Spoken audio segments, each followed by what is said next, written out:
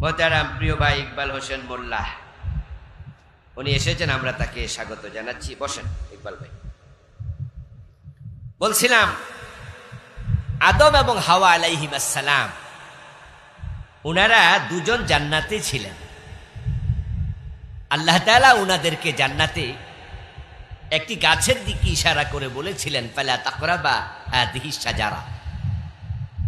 এ আদম হাওয়া, জান্নাতে যা মনে চায় খাও, যেখানে মনে চায় যাও, কিন্তু ওই গাছের কাছে যেও না। ফাতাকুনা মিনাজ জালিমিন, ওই গাছের কাছে যদি যাও তোমরা দুজন জালেম হয়ে যাবে, অবাধ্য। কোন এক সময় শয়তানের প্ররোচনায় পড়ে, ধোঁকায় পড়ে শয়তান ধোঁকা দিল, তারা দুজনে আল্লাহর নির্দেশ ভুলে গেল, লঙ্ঘন করল। ফালাম্মা যাকাশ শাজারা বাদাত লাহুমা সাওআতুহুমা, তারা দুজন ওই গাছের কাছে গেলেন এবং গাছের ফল ভক্ষণ করলেন। যেই মাত্র গাছের ফল তারা খেলেন, তাদের দুজনের গায়ে জান্নাতের যে পোশাক ছিল ওই পোশাক খসে মাটিতে পড়ে গেল। তাদের দুজনের লজ্জাস্থান প্রকাশিত হয়ে গেল। কাপড় খুলে পড়ে গেলে যেমন হয় ঠিক তেমনি হলো, দুজন এখন উলঙ্গ নিরাবরণ। তাফাকা ইয়াখসিফানি আলাইহিমা মিন ওয়ারাকিল জান্নাম। আল্লাহ কুরআন মাজিদে শোনাচ্ছে, জান্নাতের গাছের পাতা ছিঁড়ে ছিঁড়ে দুজন তাদের লজ্জাস্থান ঢাকতে শুরু করলো। আল্লাহ বলছিলেন গাছের কাছে যেও না, আল্লাহর একটা কথা শুনে নাই, আল্লাহ জান্নাতের পোশাক খুলে নিয়ে গেলেন এবং তারপরে দুইজন তাওবাও করলো। আল্লাহ তাআলা বললেন, ঠিক আছে তাওবা কবুল, তবে জান্নাতে তোমাদেরকে আর থাকতে দেব না, দুনিয়ায় চলে যাও। দুজনকে জান্নাত থেকে বের করলেন, দুনিয়ায় পাঠাইয়া দিলেন। আল্লাহ কুরআন মাজিদে এই কাহিনীগুলো একাধিক জায়গায় ভিন্ন ভিন্ন শব্দে বলেছেন। এই কথাগুলো বলে আল্লাহ কি বুঝান? তোমাদের মা, তোমাদের বাবা আদম হাওয়া আমি আল্লাহর অবাধ্য হয়েছে, কথা শুনে নাই, আমি জান্নাতে থাকতে দেই নাই, পোশাক খুলে বের করে দিয়েছি। এর মানে দাঁড়ালো আল্লাহর অবাধ্য হলে জান্নাতে থাকা যায় না, জান্নাতের পোশাক গায়ে থাকে না। আদম হাওয়া আল্লাহর কথা শুনে নাই মাত্র কয়টা? কথা বলেন না আপনারা, কয়টা? তো একটা না শুনলে যদি এই দশা হয়, আমরা ডজন ডজন বাদ দিয়া জান্নাতে যাওয়ার স্বপ্ন দেখি কেমনে? মা হাওয়া বাবা আদম গুনাহ করছে কয়টা? আল্লাহর কথার অবাধ্যতা করছে কয়টা? আর আমরা গুনাহ করছি কয়টা? তা আপনি কেমনে ভাবেন জান্নাত পাবেন? শয়তান আপনাকে আমাকে ধোকায় ফেলে দিয়েছে। আমরা ভাবতেছি অসুবিধা নাই, জান্নাত মাগনা মিলবে। মানুষ গুনাহ করবে, আল্লাহ এটা জানেন, কারণ মানুষের নফসে আম্মারা মানুষকে ধোকা দেবে। মানুষের লোভ ক্রোধ ঘৃণা মানুষকে অন্যায় লিপ্ত করবে। মানুষের পিছনে ইবলিস শয়তান কাল্লা দিয়া রাখছে, 24 ঘন্টা সে আপনাকে প্ররোচিত করবে। আল্লাহ এটাও জানে মানুষ গুনাহ করবে, তাই গুনাহ করলেই আল্লাহ তাআলা আমাদেরকে জাহান্নামে ফেলে দেবেন না, বরং গুনাহ করার পরে তিনি একটা তাওবার দরজা খুলে দেখাইছে, ওই তাওবার দরজায় ঢোকো।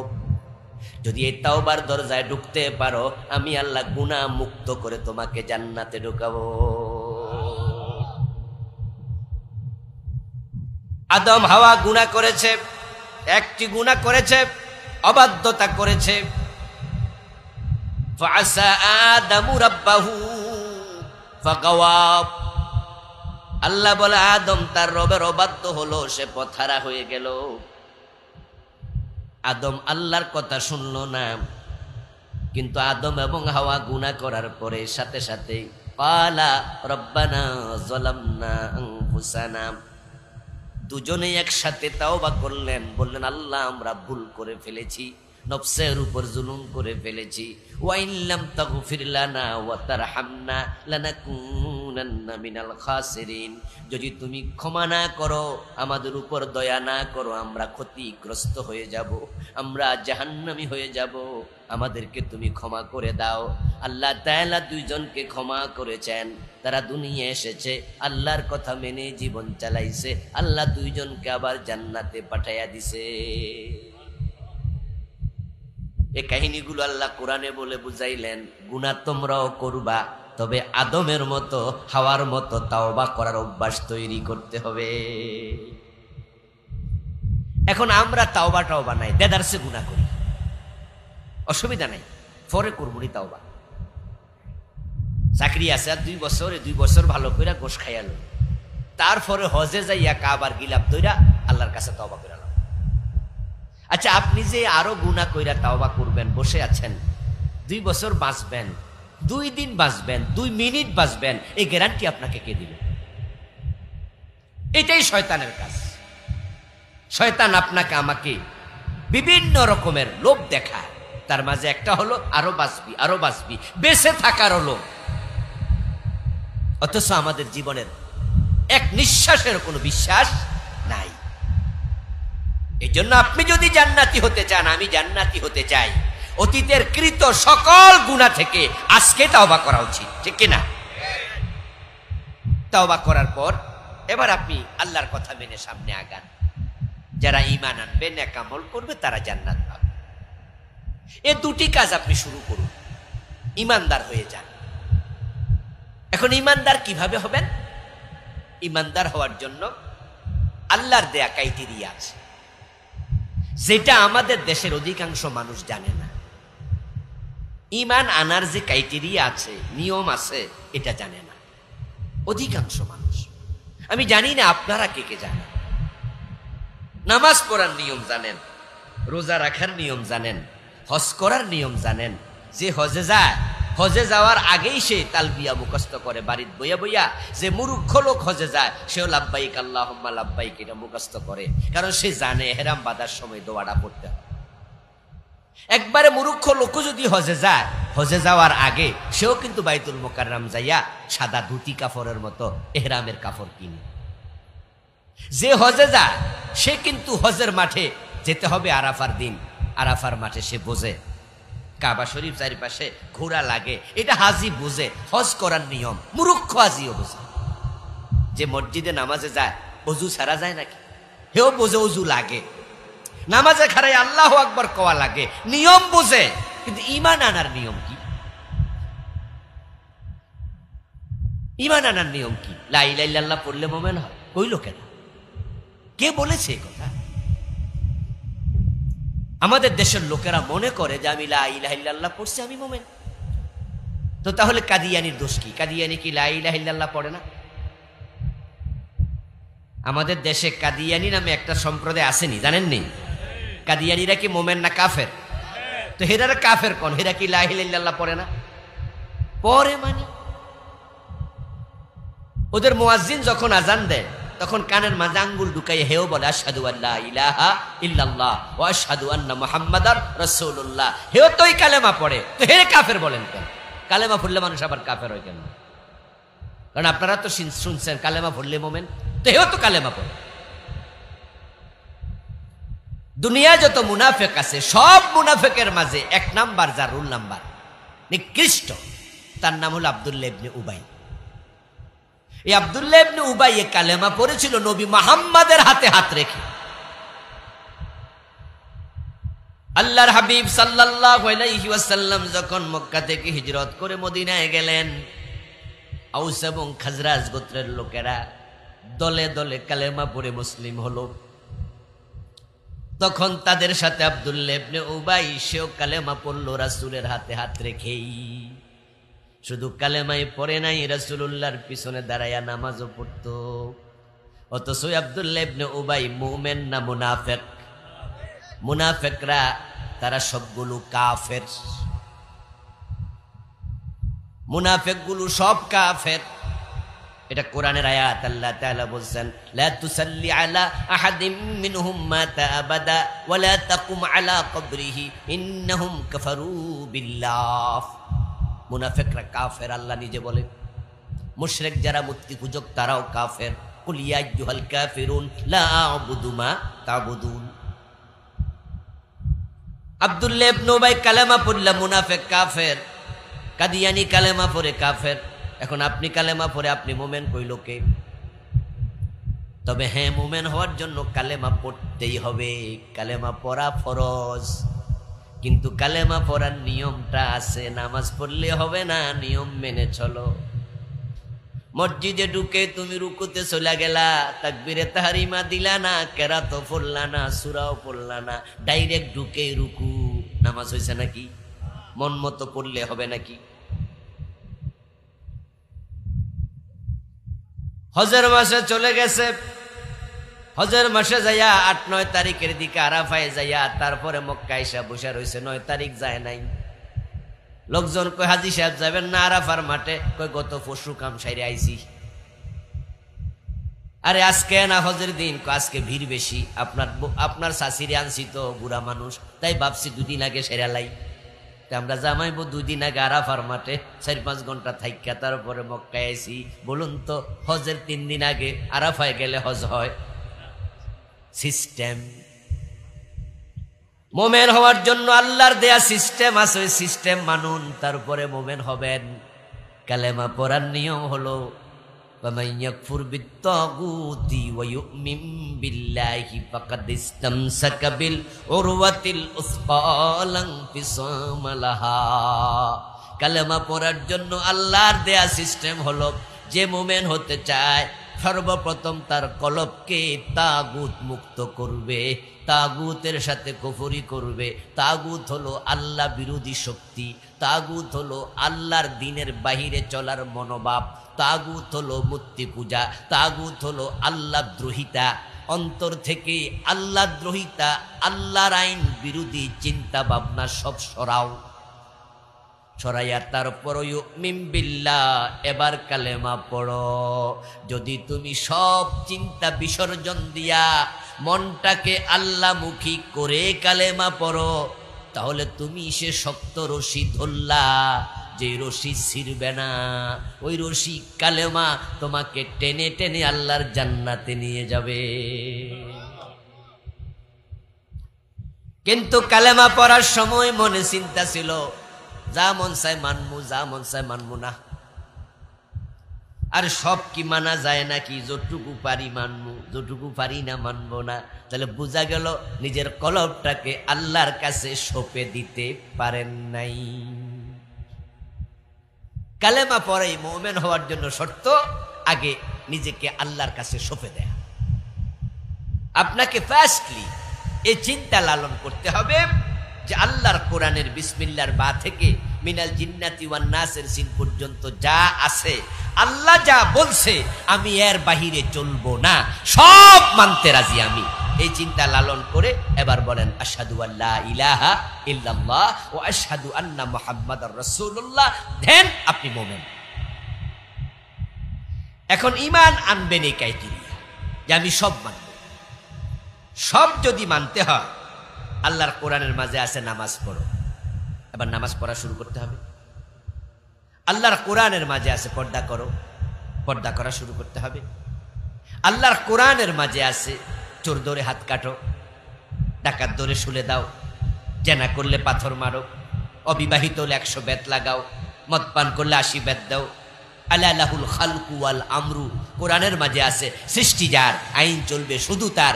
ইনিল হুকমু ইল্লা লিল্লাহ, আল্লাহ ছাড়া কারো হুকুম মানা যাবে না। তো আপনি কালেমা পড়ার পরে ব্রিটিশ আইন মানার সুযোগ আর নাই। তখন আপনি হবেন আল্লাহর কাছে আত্মসমর্পণকারী। আপনি নিজেকে সঁপে দেবেন আল্লাহর কাছে। আমার আল্লাহ যা বলে আমি সব মানবো। তাই তো রাসূল বলছে, সেই তো মুমিন হলো যে তার নাকের ভিতরে রশি ঢুকানো ওটের মতো নিজেকে মনে করলো। নাকের ভিতরে রশি ঢুকানো ওট, মালিক টান দিতে দেরি, কদম দিতে দেরি করলে নাক ছিঁড়ে যাবে। এজন্য ওই ওট টান দিলেই কদম দেয়। তা আপনি কালেমা পড়ার পরে আল্লাহ এবং রাসূল যা বলে সব মানতে আপনি ওই ওটের মতো বাধ্য থাকবেন, উল্টা পাল্টা চলবেন, ঈমান ছিঁড়ে যাবে।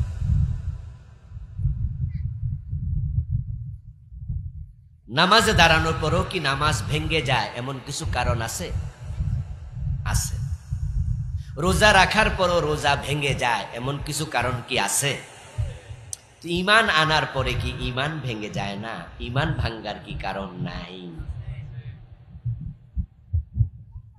আমরা মক্তবেই শিখেছি ওযু ভঙ্গের কারণ, মক্তবেই শিখে ফেলেছি নামাজ ভঙ্গের কারণ, মক্তবেই শিখে ফেলেছি রোজা ভঙ্গের কারণ। কিন্তু যেই ঈমান জান্নাতে যাওয়ার জন্য 1 নাম্বার শর্ত, কোন কাম করলে সেই ঈমানটাই ভেঙে যায়, এই কারণ মুসলমানের মাঝে কয়জনে শিখছে? আপনি জানেন? নিজের প্রশ্ন করেন তো, কয় কারণে ঈমান ভাঙে? মসজিদে ঢুকেছেন, পেট ভালো না, গ্যাস্ট্রিকের সমস্যা, ওযু করে মসজিদে ঢুকছেন, এর মাঝেই গ্যাস প্রম হলো। যখন আপনার পেট থেকে গ্যাস বের হলো, আচ্ছা বলুন তো আপনার ওযু কি আছে না ভেঙে গেছে? দুনিয়ার কেউ টের পায়নি আপনার যে গ্যাস প্রম হয়েছে, আপনি একাই টের পাইছেন। আচ্ছা কেউ যেহেতু টের পায় নাই, এই শীতের মাঝে আবার উজু করে কেডা, এই উজু দিয়ে নামাজ পড়া লাই, এরকম নামাজি পাবেন কি? আপনারা পড়বেন? পড়বেন? কেউ তো টের পায় নাই, পড়বেন না কেন? কেউ টের পাক আর না পাক, কে পাইছে টের? আপনি অজু করে আবার নামাজ পড়বেন, অজু ভেঙে গেছে, এটা আপনার জানা আছে। অজু ভাঙ্গার কারণ যদি আপনি না জানতেন তাহলে কিন্তু আপনি আবার অজু করতেন না, বলতেন অজু তো মাত্র করলাম। কিন্তু আপনি হাদিসের মাঝে পড়ছেন অজু করার পরে যদি হাওয়া বের হয় পিছনের রাস্তা দিয়ে অজু ভেঙে যায়। এই জানার কারণে, ইলমের কারণে আপনার অজু ভেঙে গেলে আপনি আবার নামাজ পড়েন। আমার দোস্ত, নামাজ চলাকালে যদি অজু ভেঙে যায়, আমরা নামাজটা কন্টিনিউ করি না, বাদ দিয়া অজু করি। এলেম থাকার কারণেই। ইমাম সাহেব হুজুর, পিছনে কয়েকশো লোক তার মুসল্লি, এর মাঝে ইমাম সাহেবের উজু ভেঙে গেছে। ইমাম সাহেব লজ্জা পায় না, শরম পায় না, আল্লাহর ভয় আছে, তাই তিনি এর মাঝেই নামাজ ছেড়ে দিয়া মানুষরে কয় যে আমার উজু ভেঙে গেছে, আমি উজু করে আসি। অথবা নিজের জায়গায় আরেকজনকে দাঁড় করে আদে, নামাজ কন্টিনিউ করে না। কারণ এলেম আছে, অজু নাই নামাজ হবে না, অজু ভেঙে গেছে। অজু ভাঙ্গার কারণ তিনি জানে। ঈমান ভাঙ্গার কারণ যদি মানুষ জানতো তাহলে মানুষ বেঈমান হয়ে মরতো না, নিশ্চয়ই তারা আবার ঈমান সংশোধন করত। কিন্তু ঈমান যে চলে গেল, জানে কয়জনে?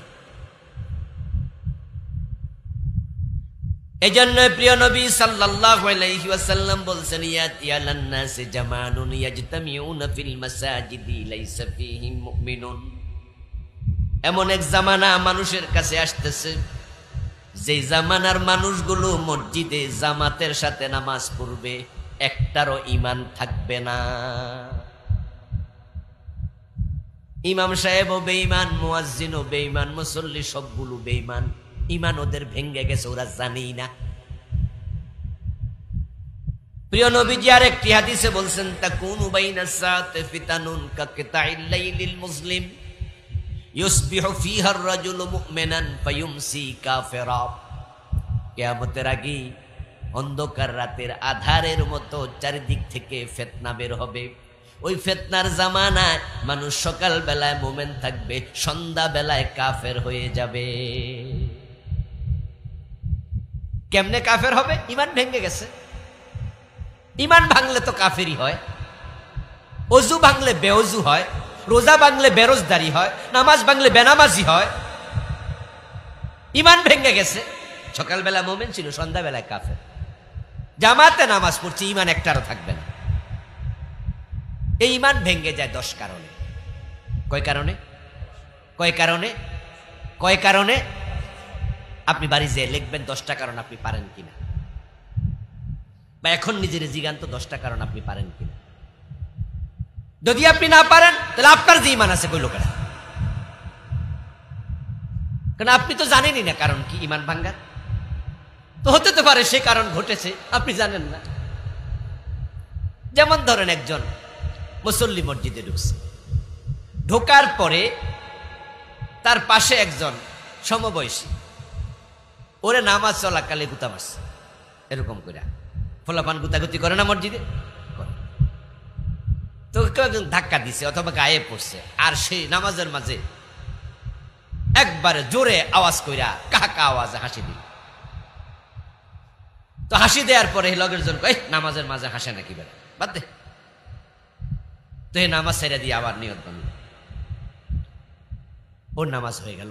ও ভাবছে হাসি দিছিলাম, নামাজ ছেড়ে দিছি, আবার তো নিয়ত বান্ধা লাইছি। অথচ নামাজের মাঝে অট্ট হাসি দিলে অজু ভেঙে যায়। এটা অজু ভাঙ্গার একটা কারণ। তুমি নতুন করে নামাজ পড়লে হবে না, বরং তোমাকে অজু করতে হবে।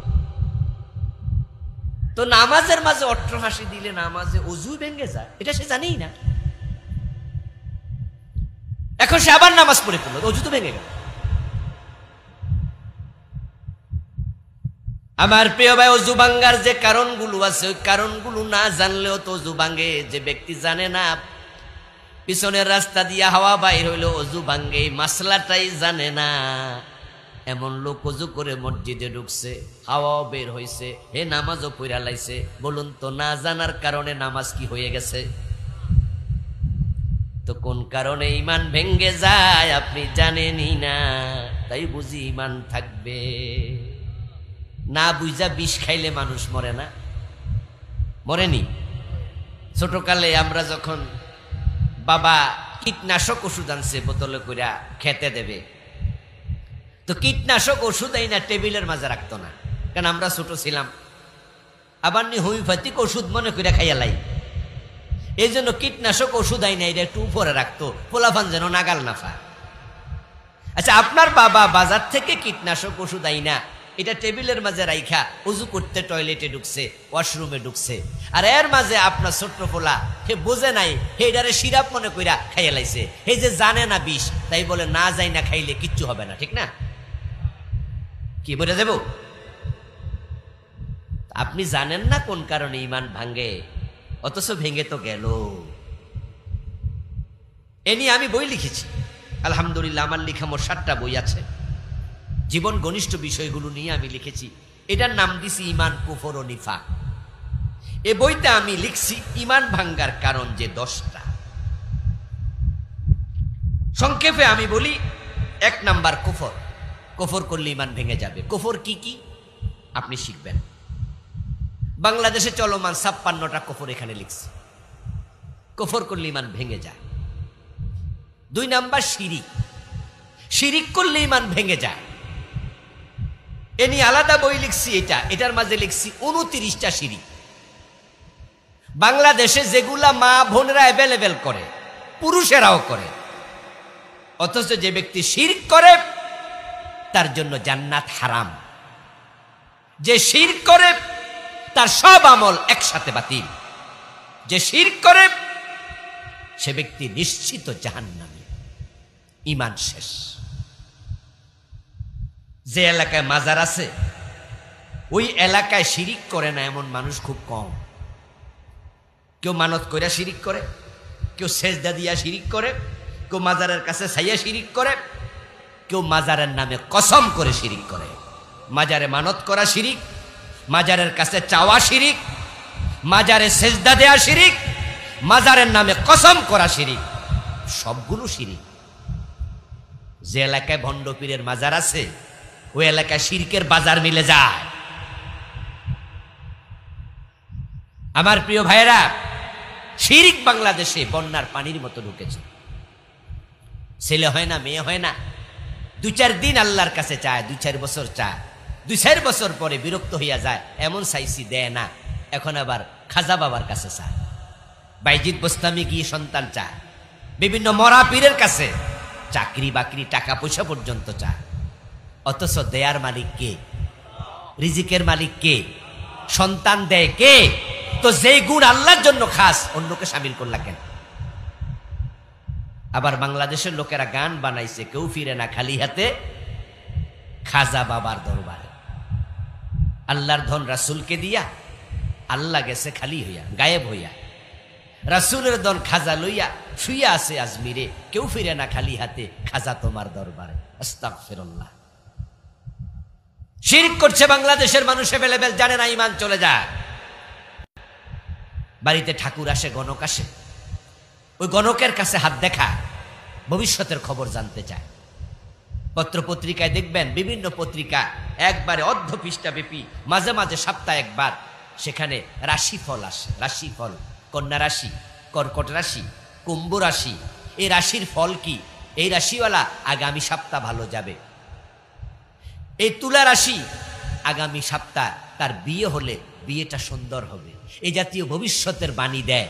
আমাদের দেশে কিছু গণক আছে, ঠাকুর আছে, মানুষ টিয়া ফাকির কাছে গিয়ে হাত দেয়, বান্দরের কাছে হাত দেয়, অথচ 1 সেকেন্ড পরে কি হবে আল্লাহ ছাড়া কেউ জানে না। গায়েবের মালিক কে? গায়েবের মালিক কে? তা আপনি আল্লাহর ইলমের সাথে আরেকজনের শামিল করলেন কেন? শিরক। শিরক, ঈমান শেষ। সন্তান আল্লাহ দেয়, আরেকজনের কাছে চাইলেন কেন? ঈমান শেষ। চাকরি বাকরিতে বরকত হওয়ার জন্য, ব্যবসায় উন্নতি হওয়ার জন্য, বিপদ থেকে বাঁচার জন্য হাতের মাঝে আংটি ব্যবহার করে এমন লোক বাংলাদেশে আছে কিনা? হ্যাঁ, হাতে আংটি দেয়, এই আংটি দিলে ব্যবসা উন্নতি হবে। এই তোমার রিজিকের মালিক কি আংটি না আল্লাহ? কে বলছে তোমাকে আংটি দিলে রিজিক বাড়বে?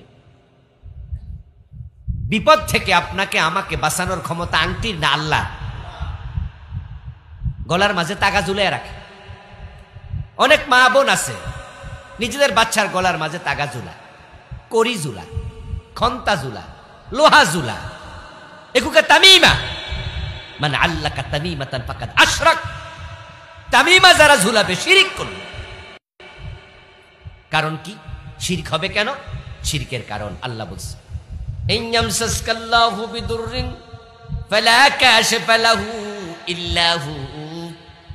ও নবী, যদি আল্লাহ আপনাকে কোনো বিপদ দিতে চান, ওই বিপদ আপনাকে স্পর্শ করে, বিপদ থেকে বাঁচানোর ক্ষমতা আল্লাহ ছাড়া আর কারো নাই। ডাক্তার সাহেব, আপনি যদি সময় মতো না আসতেন মইরে গেছিলাম। এই ডাক্তার সাহেব আপনারে বাঁচাইছে তো, ডাক্তার যদি আপনারে বাঁচাইতে পারতো, ডাক্তার নিজে মরতুনি কোনোদিন, তো ডাক্তার মরে কেন? এই ওষুধ না খাইলে বাঁচতামই না। আস্তাগফিরুল্লাহ। তাহলে ওষুধ যারা বানায় এরা তো মরার কথা ছিল না। এরা তো এমন ওষুধ বানাইলে তো যেটা খাইলে পুরা জীবনে বাঁচন যায়। আপনি কিভাবে ভুলে গেলেন হায়াতের মালিক আল্লাহ? ইউহয়ী ওয়া ইউমীত। হায়াত একমাত্র কে দেয়? জীবিত রাখে কে? আবার মৃত্যু কে দেয়? তা আপনি কেমনে বললেন ডাক্তার আপনি না আসলে মরে যেতাম? বুঝিনি নাই কোন কথা বললে ঈমান চলে যায়। মসজিদে গেলে আল্লাহর আইন মানে, মসজিদে ঢুকতে কোন পা? ঢুকতে কোন পা? বের হতে কোন পা? কোন মত এ নিয়ে কোনো দ্বিধা দ্বন্দ্ব আছে নাকি? কোনো দলাদলিও নাই। বিএনপি, আওয়ামী লীগ, জাতীয় পার্টি, জামাত ইসলাম, নেজাম ইসলাম, যত লোক মসজিদে যায় সবাই ডান পা দিয়ে ঢোকে, বাম পা দিয়ে বের হয়। এটা রাসূলের আইন, এটা সুন্নাহ। আল্লাহু আকবার বলে নামাজ শুরু করে, সালাম ফিরিয়ে নামাজ শেষ করে, সবাই আল্লাহর আইন মানে। ইমাম যদি ভুল করে, ছেলে যদি মুসল্লি হয়, বাবারেও ছাড় দেয় না, বাবারেও লোকমা দেয়। পীর সাহেব ইমাম, মুরিদ তার মুসল্লি।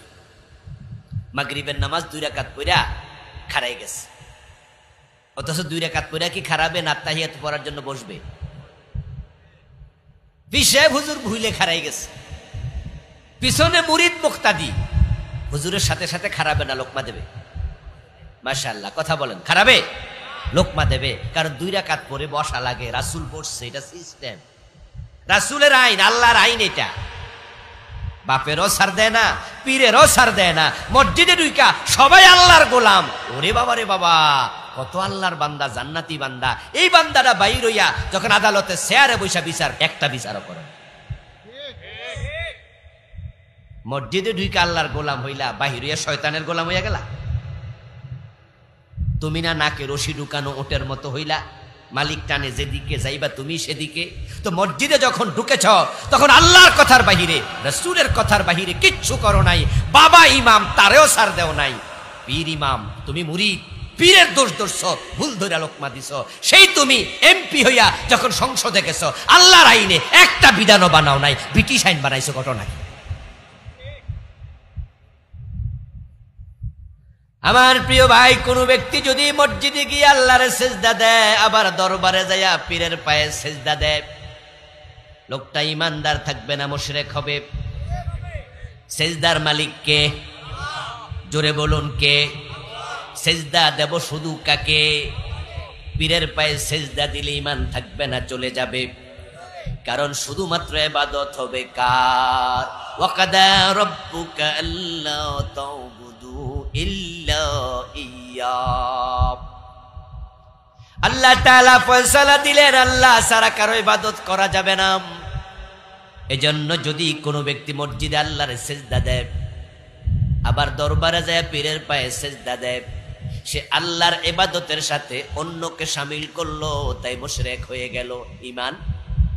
ইমান আছে না গেছে? ইমান ভাঙ্গার কারণ শিরিক। এখন এবার শুনুন কোরআনের বক্তব্য, লা লাহুল খালকু ওয়াল আমরু। সাবধান, সৃষ্টি যার, আইন চলবে শুধুই তার। তাহলে ইবাদতের মালিক আল্লাহ, তাই মসজিদে ইবাদত আল্লাহর হবে, মসজিদের বাহিরও আল্লাহর হবে। আইনের মালিকও আল্লাহ, মসজিদে যার আইন চলবে, আদালতে সংসদ ভবনও তার আইন চলবে। মসজিদে আল্লাহর আইন মানবা, বাহিরে যাইয়া ব্রিটিশ আইন মানবা, তুমিও মুশরিক হয়ে যাবে। এটাও শিরিক। এটা কি? এটা কি? আল্লাহ তাআলা বলছে চোর ধরে হাত কাটো। কোরআন শরীফে এই আয়াত আছে কিনা? এই 52 বছরে কয়জন চোরের হাত কাটছেন? السارق والسارقة فاقطعوا أيديهما جزاء بما كسبا نكالا من الله। আমার আল্লাহ বলে, চোর নারী হোক আর পুরুষ হোক, তাদেরকে হাত কেটে দাও, এটাই তাদের কৃতকর্মের ফলাফল। আল্লাহর পক্ষ থেকে এটাই শাস্তি।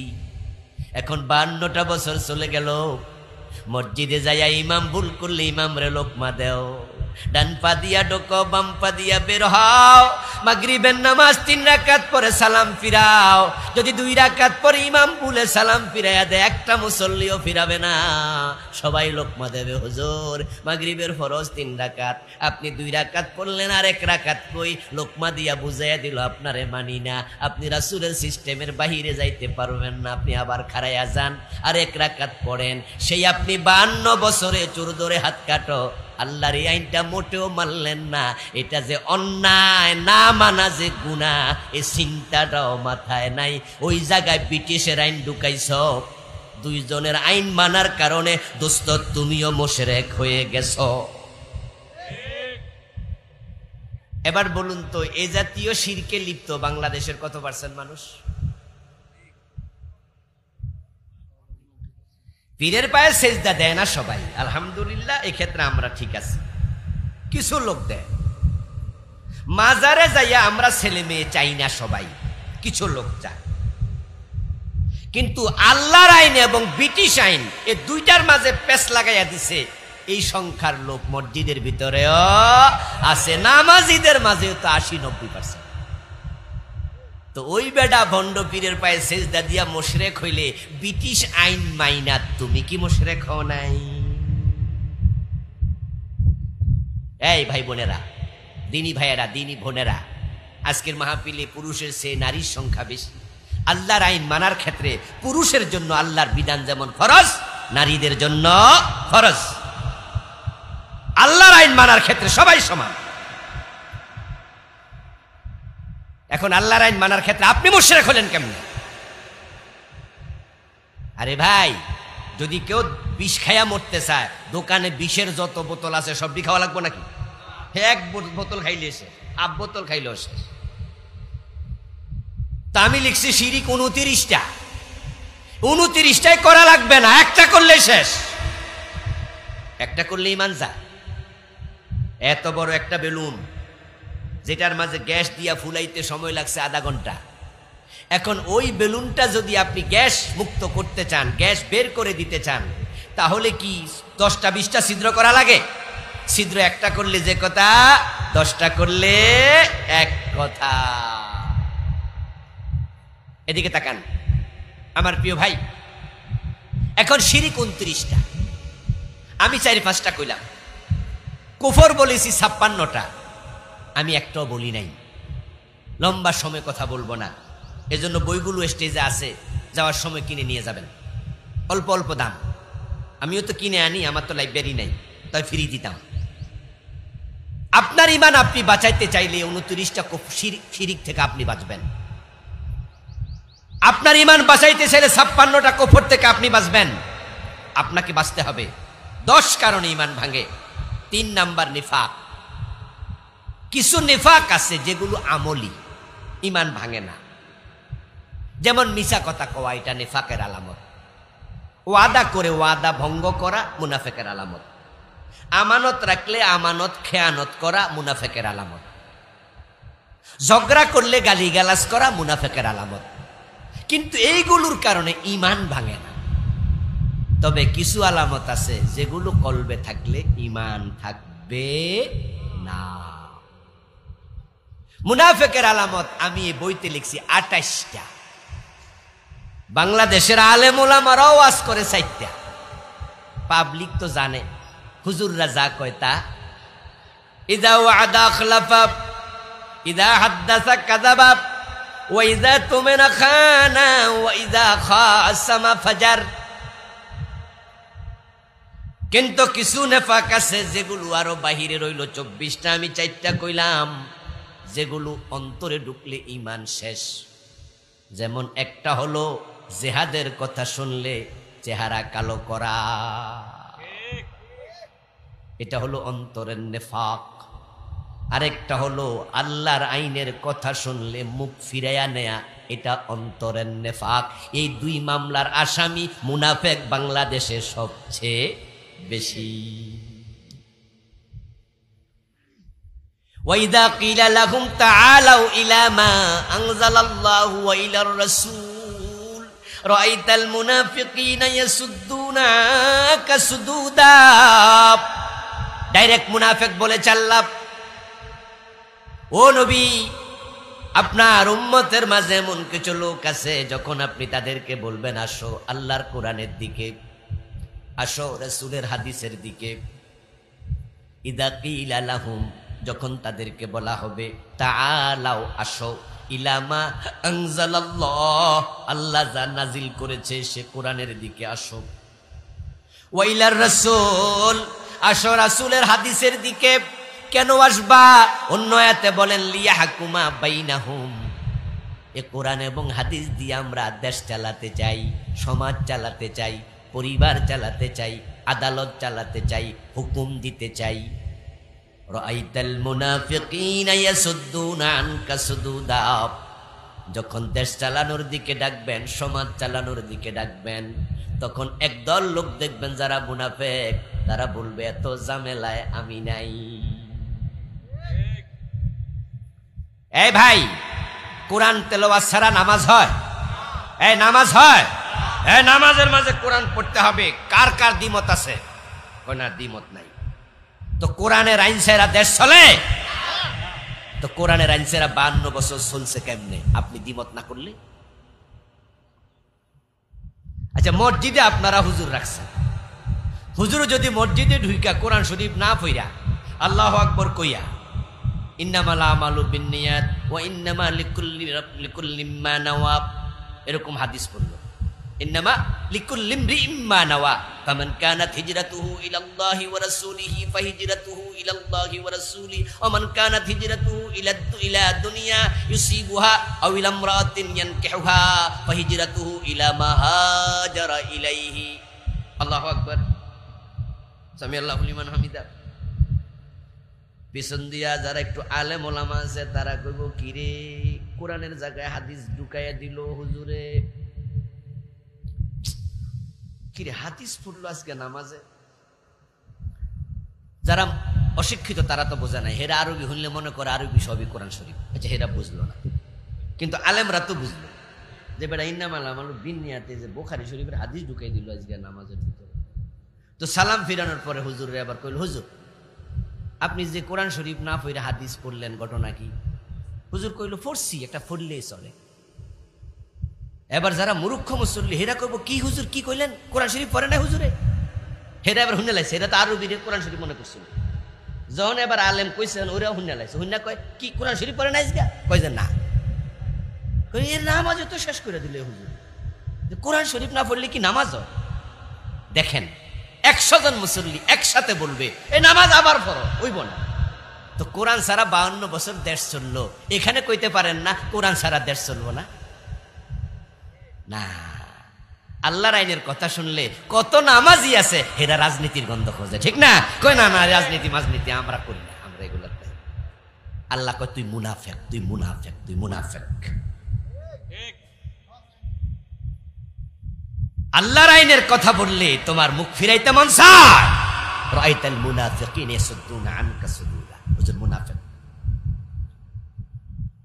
আমার মা বোনদের মাঝে অনেক মা বোন আছে যারা আল্লাহর আইনের পক্ষে কাজ করে না, ব্রিটিশ আইনের পক্ষে কাজ করে। এই 52 বছর ধরে যারা দেশ চালাচ্ছে তারা আল্লাহর আইনে চালায় নাই, চালাতে বলেও না। অথচ বলুন তো 92% মুসলমানের দেশে আল্লাহর আইনে আমরা যদি চালাতে চাই বাধা দেওয়ার সাহস কি কারো আছে? হিন্দু বৌদ্ধ খ্রিস্টান সবাই মিলে তো 8%, সবাই মিলে 8, আর আমরা কোরআনওয়ালা 92। আচ্ছা, আমাদের সরকার আগামী সংসদ অধিবেশনে যদি সিদ্ধান্ত নেয় যে আমরা এখন থেকে চোর ধরে আর জেলে দেব না, আমরা চোর ধরে হাত কাটতে চাই, আমাদের সংসদে মুসলমান এমপি বেশি না হিন্দু এমপি বেশি? তাহলে কোরআনের আইনের কারণে মুসলমান এমপিরা যদি হ্যাঁ বলে এই আইনটা পাশ করার সুযোগ আছে না নাই? তাহলে এমপিও আছে, সুযোগও আছে, কিন্তু তারপরও এই আইন কেন মানলা না? আল্লাহ যদি আখেরাতে জিজ্ঞাসা করে জবাব কি দেবে? এই জবাবটা বা লইয়া মইরেন, আল্লাহর কাছে জবাবটা কি দেবেন সেটা হিসাব করে মইরেন, সোজা কথা। কারণ আপনি তো নেতা, আপনার নেতৃত্ব দেওয়ার মতো ক্ষমতা বিবেক ব্রেইন কে দিছে? আচ্ছা, আপনার মগজে প্যাঁচ লাগাইয়া দিলে আপনারে কি আপনার আপন জনেরা পাবনা পাগলা গারদে ভর্তি করবে না? আপনাকে আল্লাহ একটি সুস্থ মস্তিষ্ক দিয়েছে। আল্লাহ আপনার মা মুসলিম, মুসলিম মায়ের পেটে আল্লাহ আপনাকে জন্ম দিয়েছে, পাঠাইছে। বাংলাদেশের মতো মুসলিম রাষ্ট্র 92% মুসলমান, আপনার ভোটার সবাই 92% মুসলমান, ওরা সবাই মুসলিম। চোর ধরে হাত কাটার আইন আপনারে করতে মানা করলো কেটা? আচ্ছা, বাংলাদেশে মাদক আছে, আপনাদের গাজীপুরে আছেন ইয়াবা, হেরোইন, ফেলসেডিক, যুবকরা খায় কিনা? খাচ্ছে। ইসলামের বিধান হলো মদ খাইলে 80 বেত লাগাও। এখন আপনি যে 80 বেত লাগাইলেন না, মসজিদে গিয়ে নামাজের ব্যাপারে শুধু আল্লাহর আইন পাইলেন। রমাদান আসতেছে, রমাদানে রোজা রাখতে হবে এটাই বুঝলেন। হযরত ওমর ফারুক নিজের ছেলে মদ খাইছে, তারেও তো 80 বেত লাগাইছে, ছেলেকেও তো রেহাই দেন নাই। ওই আইনটা কি আপনি বুঝলেন না? ও আমার দোস্ত, আল্লাহর আইনের কথা আসলে আপনি কেমনে অবুঝ হন? প্রিয় নবীজি সাল্লাল্লাহু আলাইহি ওয়াসাল্লাম তো বলেছেন, আমার মেয়ে ফাতেমা যদি চুরি করে আমি ফাতেমার হাতটাও কেটেই দেব। তা আপনি না রাসূলের উম্মত, এখানে আপনি এটা করেন না, না করাই প্রমাণ করে আপনার কলবের মাঝে মুনাফিকি ঢুকে গেছে। আরেকটা আয়াত বলি, আল্লাহ তাআলা বলছেন, ইযা উনজিলাত সূরাতুম যুকিরা ফীহাল কিতাল রাআইতাল্লাযীনা ফী কুলূবিহিম মারাদুন ইয়ানজুরুনা ইলাইকা নাযারাল মাখশিয়্যি ইলাইহি মিনাল মাউত। আমার আল্লাহ বলেন, ও নবী, যখন কোরআনের মাঝে নতুন কোন আয়াত নাজিল হয়, যে আয়াতের মাঝে আমি আল্লাহ জিহাদের কথা বলেছি, ওই আয়াত নাজিল হওয়ার পরে দেখবেন আপনার সামনে যারা বসা আছে তাদের কারো কারো চেহারা কালো হয়ে যাবে। ইয়ানজুরুনা ইলাইকা নাযারাল মাখশিয়্যি আলাইহি মিনাল মাউত। সে জিহাদের কথা শুনলে এমন ভাবে তাকায় মনে হয় যেন মরে যাবে বুঝি, ডরে অস্থির। যারা জিহাদের কথা শুনলে ভালো লাগে না, তাদের কলবের মাঝে নেফাক ঢুকেছে, তোমার ঈমান শেষ। ও ভাই, আচ্ছা জেহাদ কি জঙ্গিবাদ? জেহাদ কি সন্ত্রাসবাদ? ইসলামে জঙ্গিবাদ হারাম, সন্ত্রাসবাদ হারাম, আর জেহাদ করা ফরজ। জেহাদ একটা ইবাদতের নাম, ঠিক কি না? জেহাদ মানে কি? জেহাদ মানে এই নয় বাংলা ভাইয়ের মতো মানুষ মাইরা গাছে ঝুলাবে।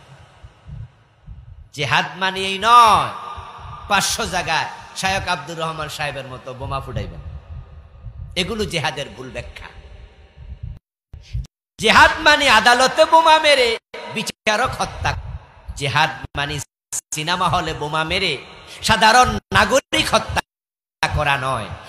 জেহাদ মানে নিরীহ মানুষকে আক্রমণ নয়, এটা ভুল। জেহাদ মানে হলো অন্যায় যেখানে প্রতিবাদ সেখানে, প্রতিরোধ সেখানে, অন্যায় করব না, অন্যায় সহ্য, কোথাও অন্যায় দেখলে হবে না, চুপ থাকা মানি জেহাদ, প্রতিবাদ করা মানি জেহাদ শুরু করা। জেহাদ শুরু হবে মুখ দিয়ে, লিখা হবে কলম দিয়ে, প্রয়োজনে তা লাগবে।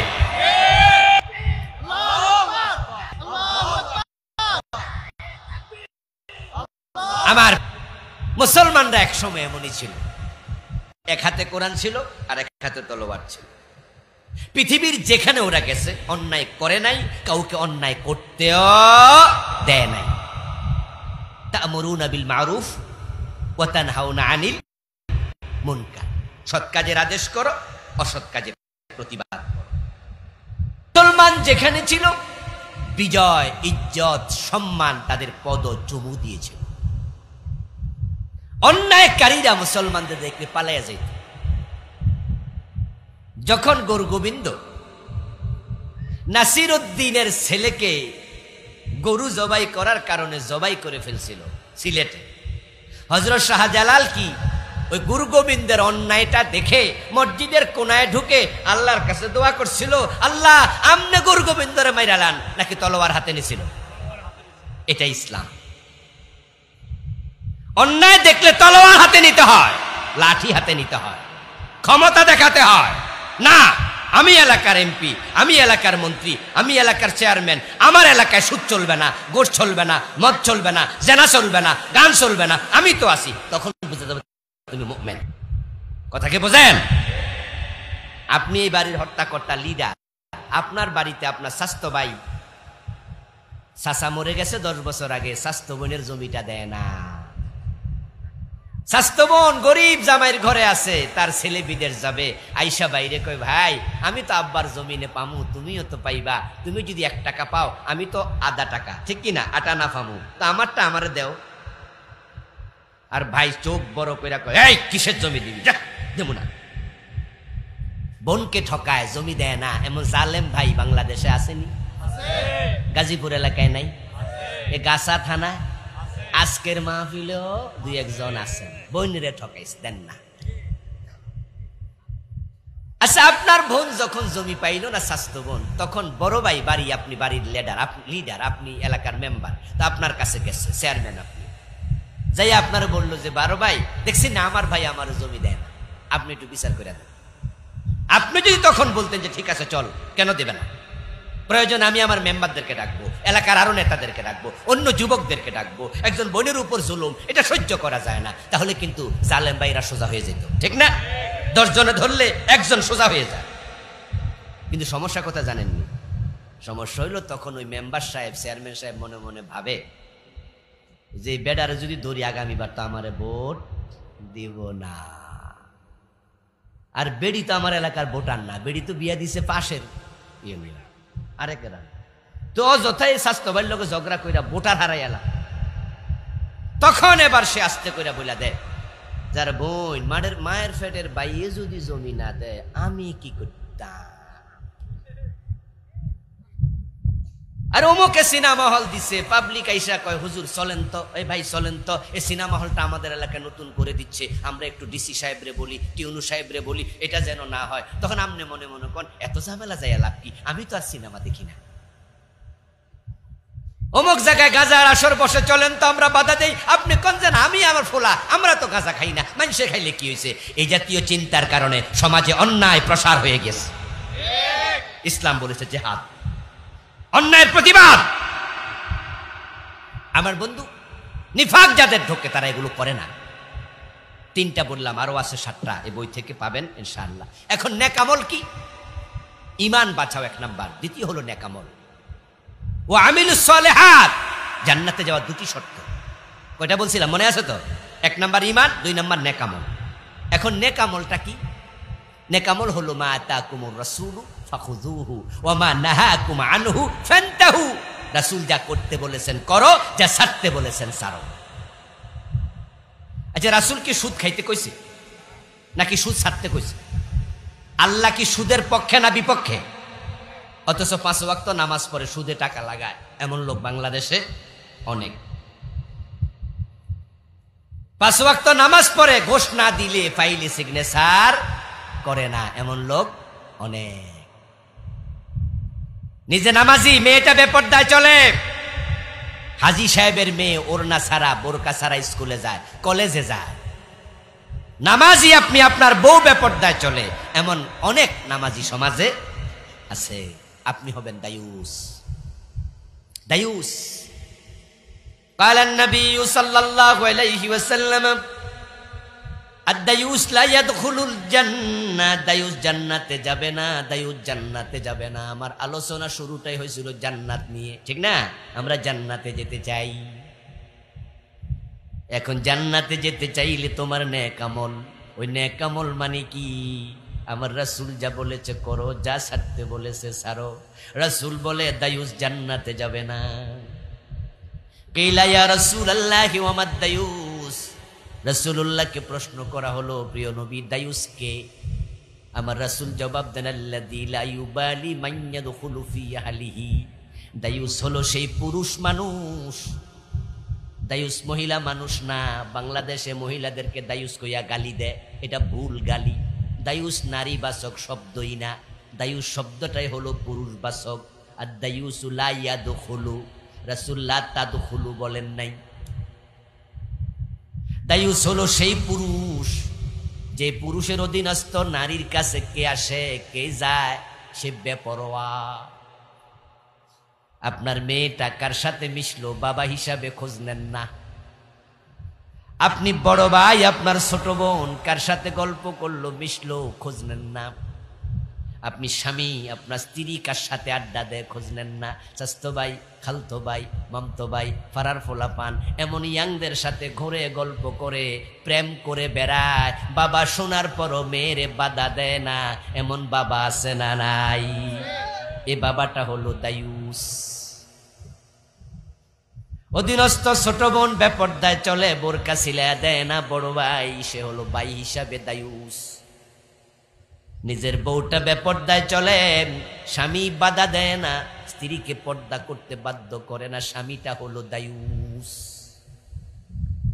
আমার মা বোনেরা, আপনারা উল্টা পাল্টা চলার কারণে আপনাদের স্বামী দায়ুস হবে।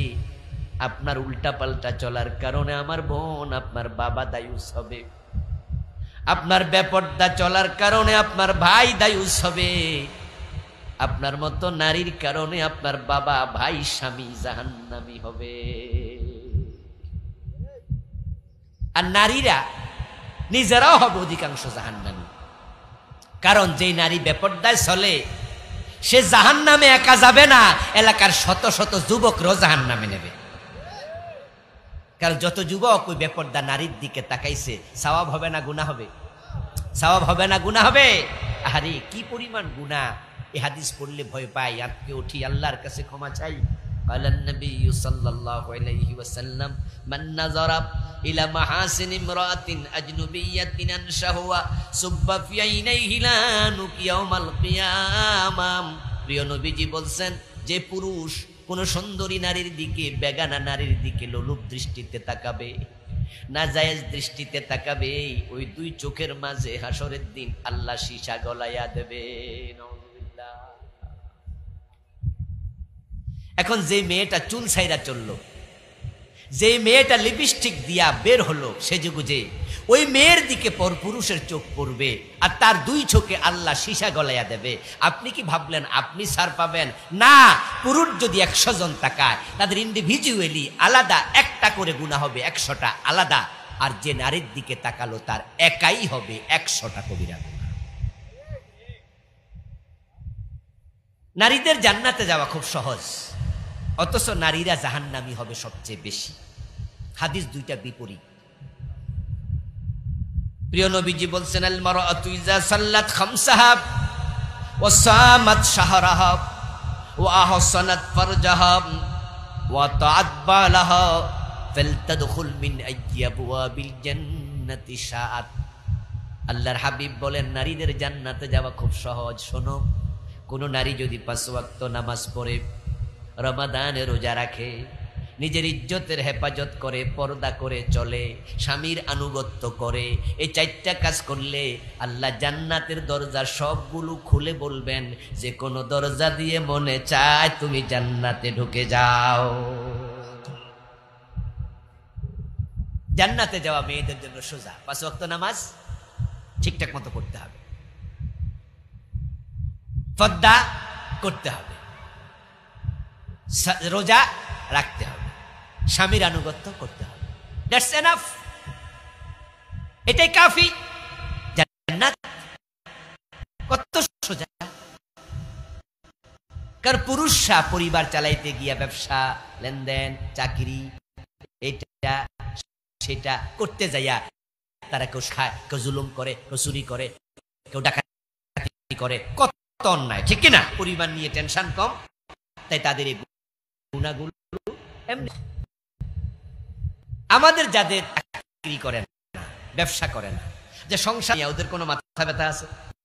ওরা শুধু আমাদের মানি ব্যাগ থেকে টাকা নিয়ে খরচ করে।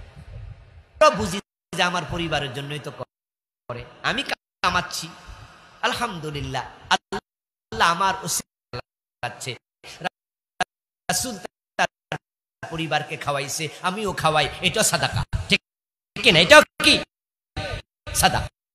হাত্তা তাজাআল লুকমাতাল্লাতী, তুমি তোমার স্ত্রীর তুলে দিছো, এটাও সাদাকা হিসাবে আল্লাহ সওয়াব লিখবে।